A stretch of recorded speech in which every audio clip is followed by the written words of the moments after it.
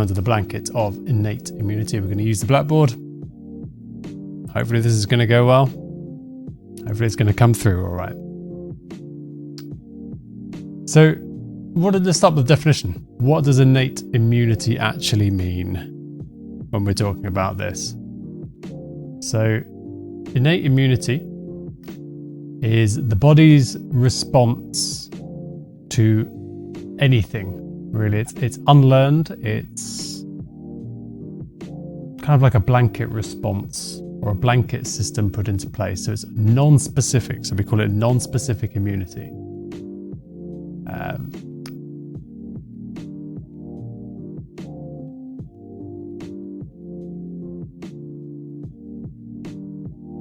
And what we'll do next week is we'll go over the opposite of innate immunity, which is called adaptive immunity.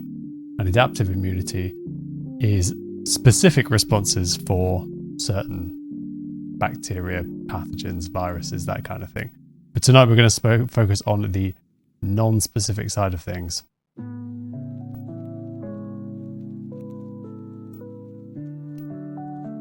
All right, and because it's non-specific, these generally apply to all types of pathogen. So let's start off with barriers of the immune system that fall under innate immunity.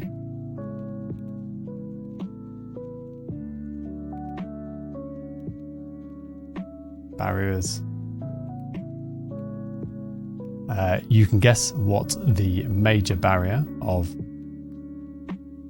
your body is. If you're thinking about defending things from outside, the major barrier is, of course, your skin. But you also have other barriers, right? So if you think about other areas of your body that are subjected to the outside world, or even things from the outside world, that is effectively a barrier that a pathogen has to pass through in order to get to into your body, if you like. So you can think of something like your gastrointestinal tract. So that's everything from mouth to arse.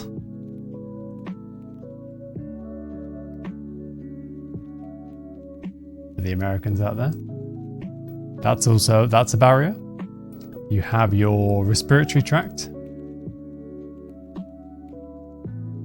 So that's from mouth / nose all the way to lungs. And it's effectively everywhere that you have an opening, if you like, if there's no better way of saying that. But I'm going to just focus on mainly these two, GI and the rest, and skin, because they're the major three barriers that we have as humans. So skin. Start with the skin.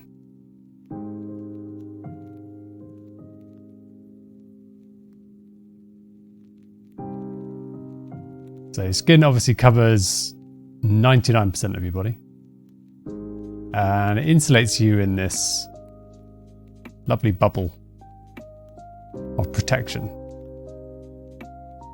And it should never be underestimated how important your skin actually is.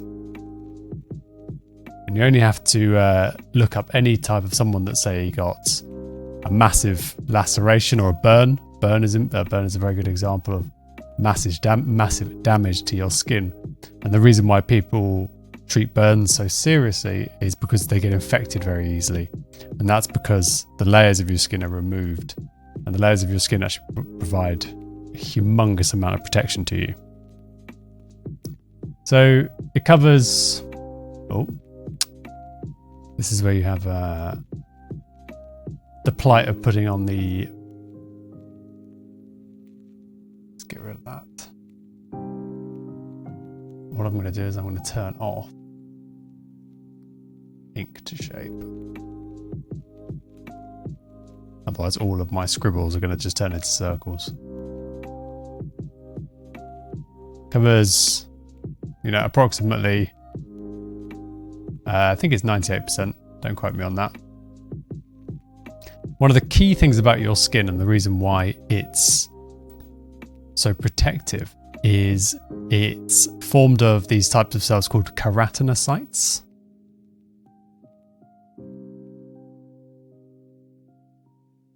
And we'll talk about them and the layers that they form. It's hydrophobic.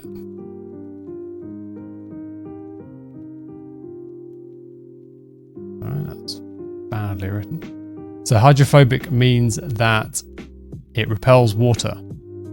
So,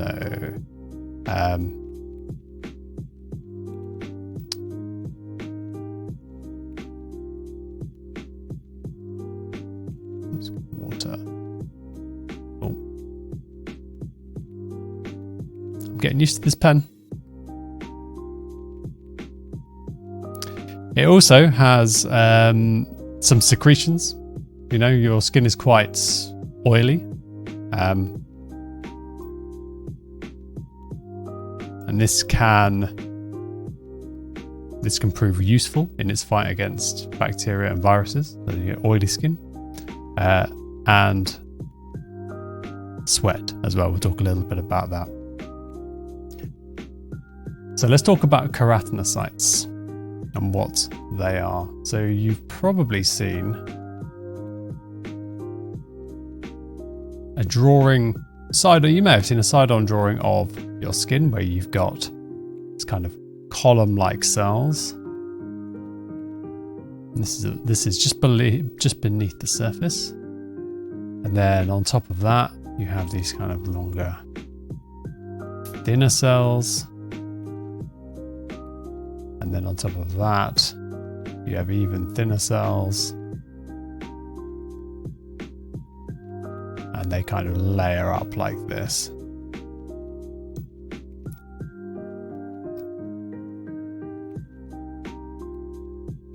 Like so. And then on the very top layer of your skin, you probably just thin this out.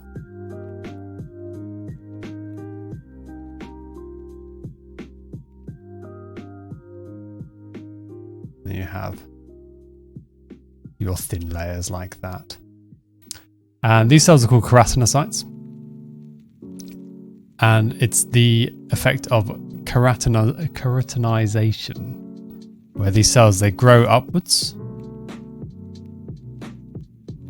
And as they get to the top, they get condensed and condensed. And they form a very kind of thick, tough layer.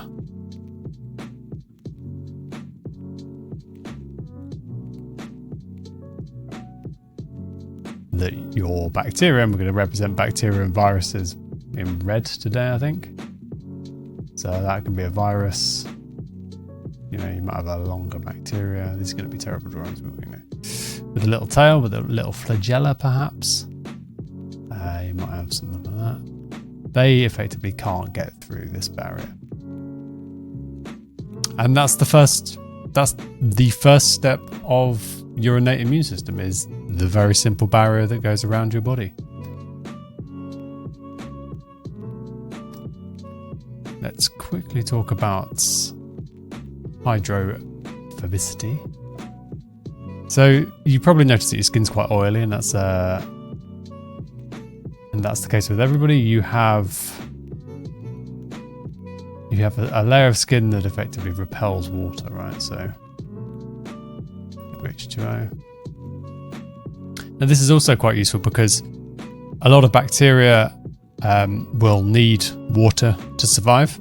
And so if you get dirty water on your skin, the way that your skin's made up and the hydrophobic nature of your skin means that water should effectively run off it rather than soaking into it. So therefore you kind of wash away any bacteria that might be on your skin quite easily. The oil that is produced, I'll represent that just with kind of yellowish splodges, if you like. Nice. The oil has been shown to have antimicrobial compounds within it, so let's put in oil. All skin produces oil. Teenager skin produces oil more than adult skin. Sorry. As someone with incredibly oily skin, I shouldn't really be making jokes.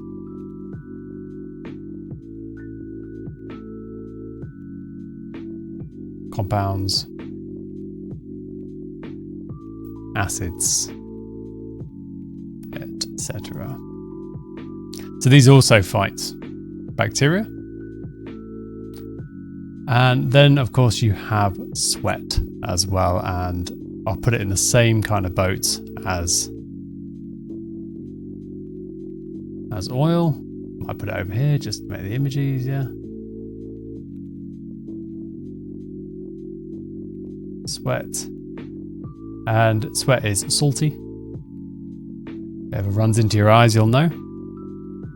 And saltiness, that salinity in itself, is antimicrobial.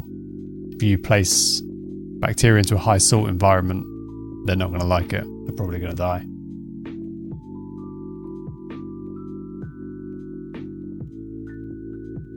All right.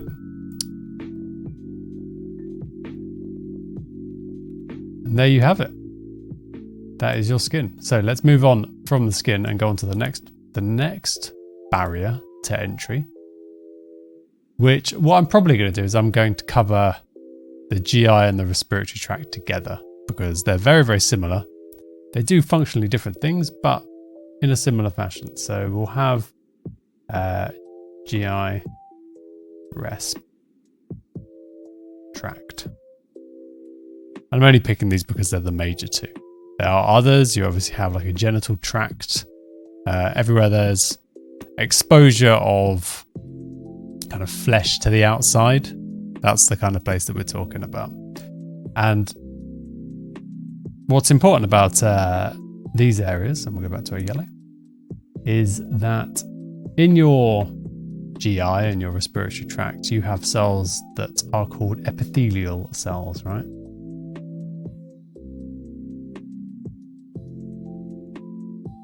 And these are the cells that line pretty much all outside exposed areas of your body. So they are lining exposed areas. And an example would be the inside of your cheek, say, is coated, so your tongue is coated with epithelial cells, the inside of your cheek is coated with epithelial cells. They're probably the most accessible epithelial cells that you're going to find in a cheek. Hi folks, sorry to interrupt, but I wanted to thank you for making it this far through the video and to let you know that I really appreciate your engagement and I hope you're enjoying the content. Everything that you're watching here was live streamed over on my Twitch channel, twitch.tv/4085. I stream 3 times a week, Monday, Wednesday and Thursday at 9 PM UK time. And if you want to get involved in any scientific discussions, ask me any questions, or just watch a bit of Xbox gameplay, you can head over there to do so. This YouTube channel is dedicated to the science content. I have a second channel where I post highlights of gaming sessions and other miscellaneous content. The link to that channel is in the video description. Thanks again for your time, and now back to the video. I should be an engineer.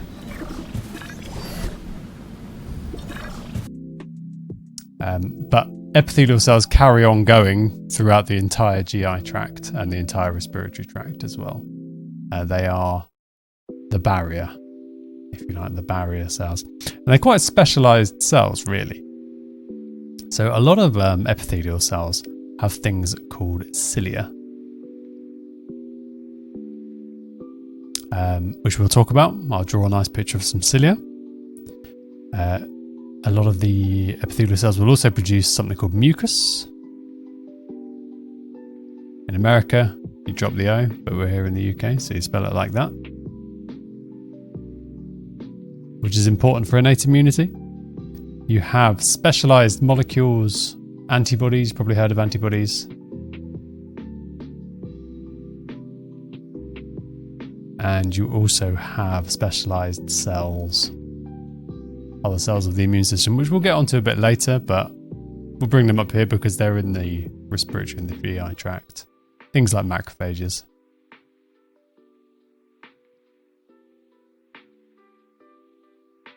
And such. So let's go on to cilia, because it's quite fun. So you have your epithelial cells, And we'll use the lung as an example here. So we'll have your lung tissue, if you like, your bronchus, looks something like this. You have a base layer of epithelial cells. And then on top of that, you might have, say, a couple of layers of those cells, right? So they form like a brick wall. And then on top of that, you have these very specialized cells that are very column-like, and on top of them, they have these little hairs. Okay.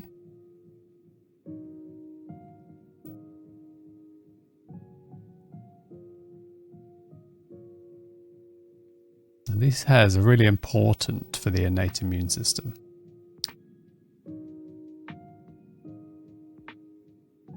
I'll just orientate this diagram in a minute. Oh, that one's gone a bit awry, but whatever.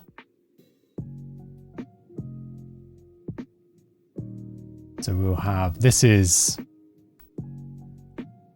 your resp tract.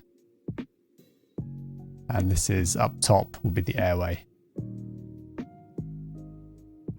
Okay. So you can see air goes in and out of the top, kind of, you know. Air goes in and out of this. And this isn't predominantly to do with the gas exchange that happens in your lungs, the oxygen and stuff to keep you alive. This is just kind of part of the upper airway that I'm picturing here. And so you have these ciliated epithelial cells that have hairs on the top. And what these hairs actually do is they beat, they move back and forth very, very quickly. I'll draw that in like this.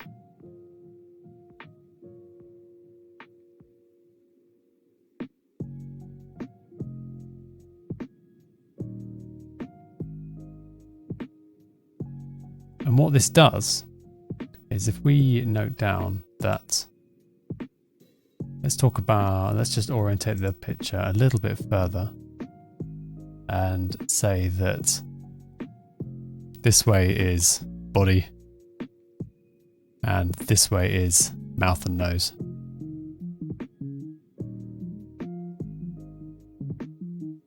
So air comes in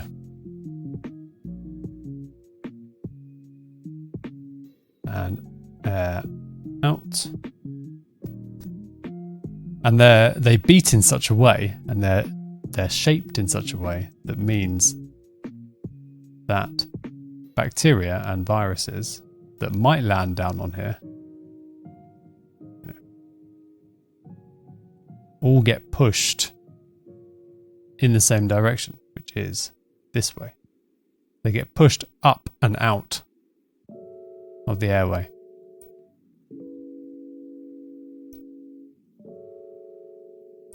And I wonder if I can find, we nip onto the YouTube. See if we can find it.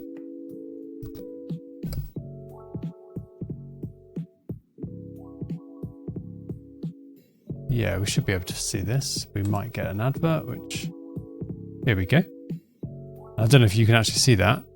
I'll put it onto full screen. And this is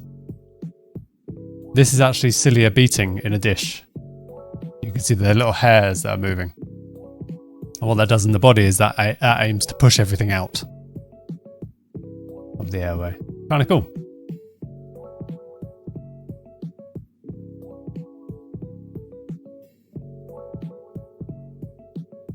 So let's go back to this. Let me sort something out here.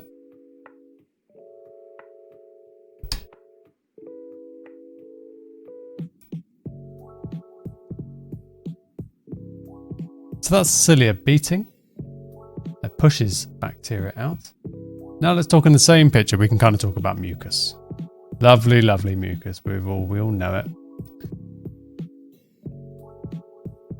So mucus exists in a layer kind of around the cilia in these layers.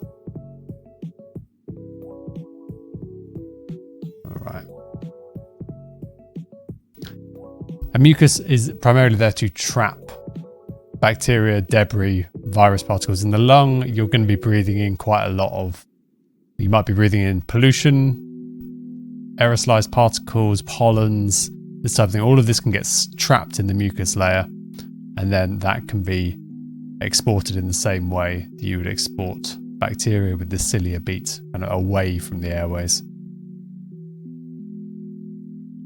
And mucus itself has been shown to be antimicrobial, so it stops the growth of bacteria in the mucus. So all of that serves to trap bacteria and shunt it out of the body. Okay, so within this layer, so let's talk about antibodies. Okay, and going to focus a little bit more on antibodies next week when we talk about adaptive immunity, but well, actually we'll probably look at antibodies when we're talking about vaccines later on in the stream. But you have antibodies specifically called IgM. These are what are known as innate antibodies. They're non-specific, if you like, and what they serve as is within the tissue layer itself, kind of within the whole span of it, really. You'll get it, and I think this is far more prevalent in the gut than the airway, but it's still a very similar concept. IgM is a antibody structure with 5 standard antibodies on it. So this is it's actually 5 standard antibody shapes bonded together. So you have 1, 2. This is where I'm going to absolutely butcher the shit. 3. Oh, not too bad. Not too bad. 1, 2, 3, 4, 5. They're all linked together. And the ends of these combined bacteria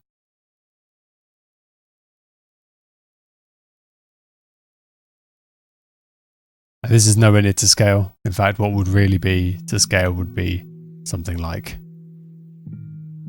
well, no, that wouldn't even be to scale at all. Let's get rid of that. So this is nowhere to scale. Combine bacteria.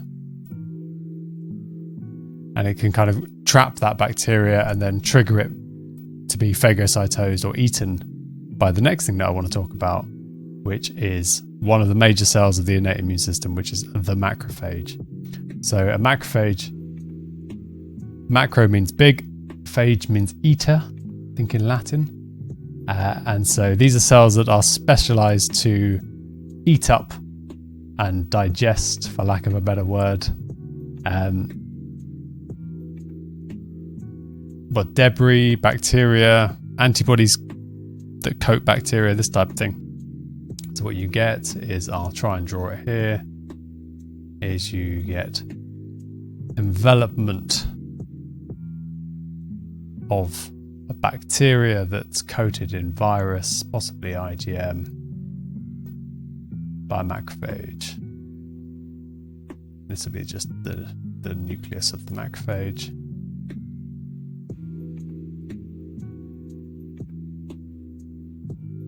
You might see macrophages abbreviated to that sign. And macrophage is big eater. It's a big cell that eats. And macrophages are present generally within the GI tract and the respiratory tract in a kind of open area to the outside world. Interestingly, another area where you see a lot of these kind of innate immune functions is places like the cornea in the eye, so the surface of the eye because it's open. You'll see it in the reproductive tracts. Where else would you see kind of a barrier? In the ear, right in the deep of the ear. And yeah, anywhere that there's an opening, really. So that will conclude the little piece on barrier functions. There we go, we can zoom that out. just to summarize, one of the major factors of the innate immune system is a barrier function. Your skin is obviously the largest barrier in your body, but you shouldn't discount the barriers of the GI tract and the respiratory tract, which are actually quite long. These have specialized cells within them that are usually ciliated, i.e. have little hairs that can beat and pass bacteria along or away from the body if it's in the case of the lungs. They're also covered in mucus that is antimicrobial and helps to trap debris and bacteria in the lungs especially. With specialist cells within the barriers called macrophages that effectively gobble up phagocytose bacterial particles and viruses and such. And it all proves to be quite an effective system.